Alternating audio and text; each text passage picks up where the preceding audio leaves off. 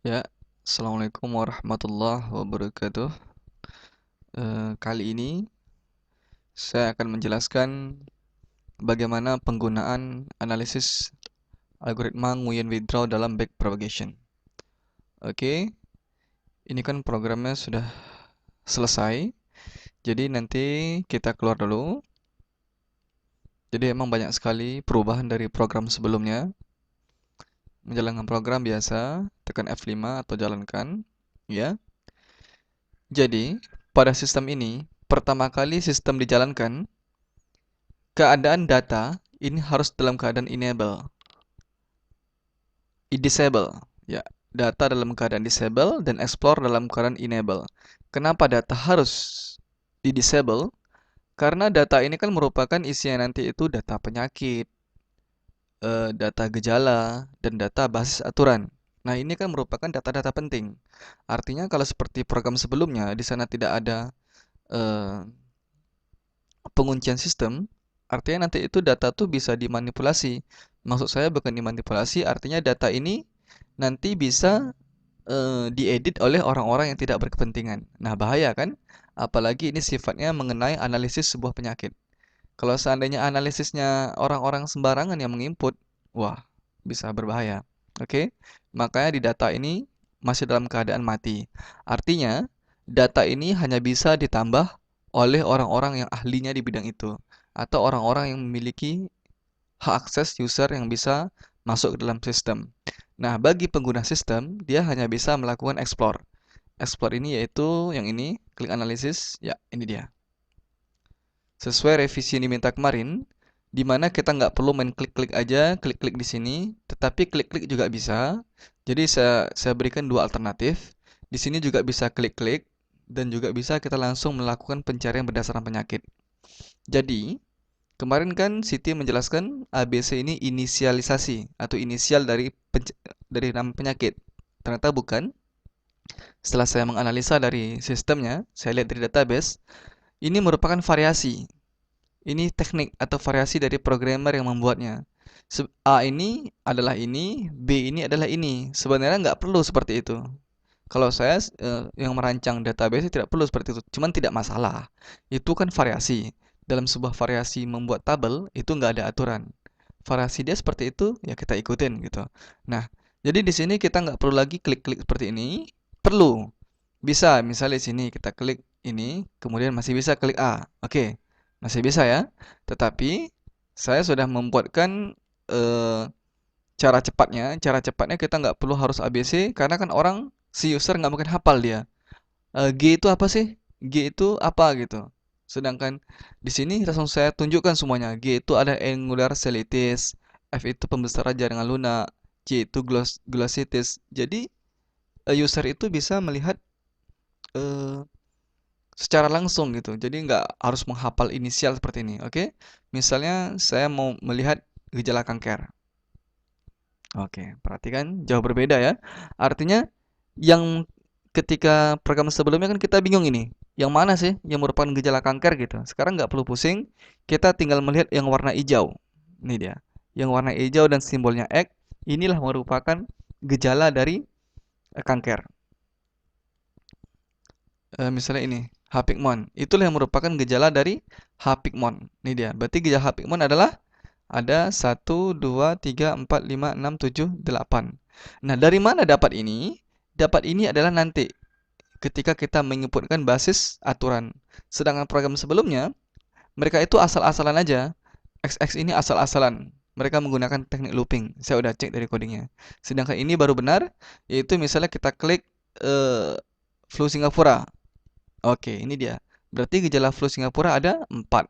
Jadi kita nggak pusing karena ada pembedaan warnanya yang memudahkan kita dalam pencarian data, dalam menganalisa data. Nah, ketika kita klik misalnya infeksi, herpes. Nah, ini ya. Jadi nama penyakit yang kita pilih dia akan tampil secara otomatis di sini. Ini dia. Nama penyakit kita pilih.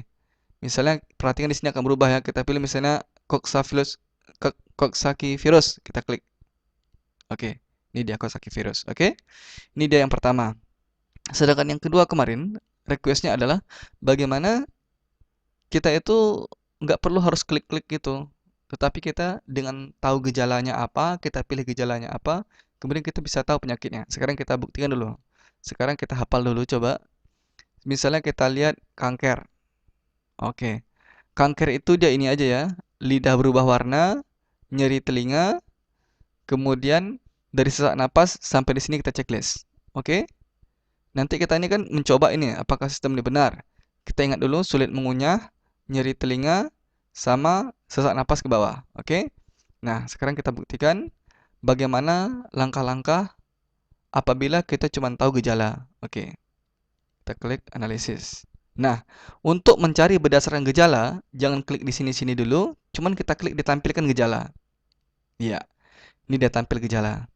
Tampil gejalanya kan? Nah, ketika tampil gejala, kita kita analisis gitu. Misalnya gejala-gejalanya apa sih yang dialami oleh pasien? Oh, lidah berubah warna. Kita klik di sini. Oke. Kemudian apa lagi? Nyeri di telinga. Ya, kemudian sesak napas sampai terakhir tadi ya. Kalau nggak salah. Nah, seharusnya ketika ini penyakitnya tadi apa? Kanker kan, tumor mulut. Oke. Nah, kemudian apabila kita search, artinya kita cari apabila gejala-gejala yang seperti ini, kira-kira penyakitnya apa ya gitu. Nah, kita klik search. Oke. Penyakit yang sesuai dengan gejala tersebut belum tersedia di sistem. Ya, berarti mungkin tadi kita masih salah memilihnya. Artinya apabila muncul pesan seperti ini, artinya sistem kita ini belum ada gejala-gejala, belum ada penyakit dengan gejala-gejala seperti ini. Karena artinya gejala-gejala ini belum masuk ke dalam database kita. Agar masuk ke dalam database, itu nanti kita lakukan penginputan di basis aturan. Oke. Kita lihat lagi, tadi si ini misalnya. Ini aja yang mudah ingatnya sedikit. 1, 2, sakit tenggorokan, nafsu makan buruk, mudah lelah, sama demam. Oke, kita cek lagi. Explore, tampilkan gejala, mudah lelah, sama demam. Kita search. Iya, ini dia. Penyakit yang ditemukan adalah Coxsackie virus. Nah, ketemu kan? Ketemu. Karena gejala-gejala ini ada di dalam sistem. Maka bisa ketemu. Wah, luar biasa ya. Jadi, kayaknya sudah pas. Ini pas sekali. Memang program pertama itu nggak pas. Karena nggak mungkin kita harus mengklik-klik, harus tahu pula kita inisial. Dan bagaimana kalau seandainya pasien datang, kita cuma tahu gejala. Kita ingin tahu apa penyakitnya itu. Oke? Mungkin ini revisinya. Kemudian untuk perhitungan tetap kalau masalah perhitungan sudah benar. Dan kedua kemarin tuh Mbak Sitinya minta masalah satu persatu. Menurut saya ini sudah pas sekali kalau untuk perbandingan. Kita nggak perlu rubah untuk hasil di sini. Saya sudah baca beberapa artikel dan sudah berkonsultasi dengan ahli-ahlinya di bidang ini. Memang ini sudah pas, di mana kita nanti tinggal klik kemudian withdraw, kemudian baru kita pilih ini, misalnya seperti itu. Kita train.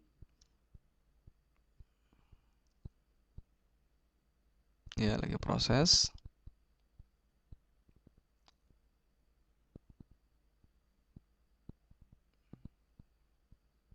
Ya, kita recognition. Nah, sudah pas. Kemudian kalau kita melihat yang standar B Pro, kita klik ini, navigation, kita train.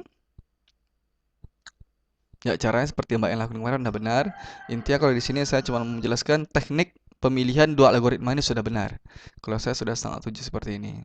Memang kalau di sini ya kemarin memang kacau balau itu. Sepertinya asal-asalan. Oke, recognition. Oke, dapatlah yang ini adalah hasil dari Big Pro dan tadi adalah Nguyen Withdraw. Oke, yang terpenting menurut saya di sini saja adalah yaitu pencarian berdasarkan gejala. Itu sangat penting. Sedangkan di sini sepertinya itu hanya perhitungan.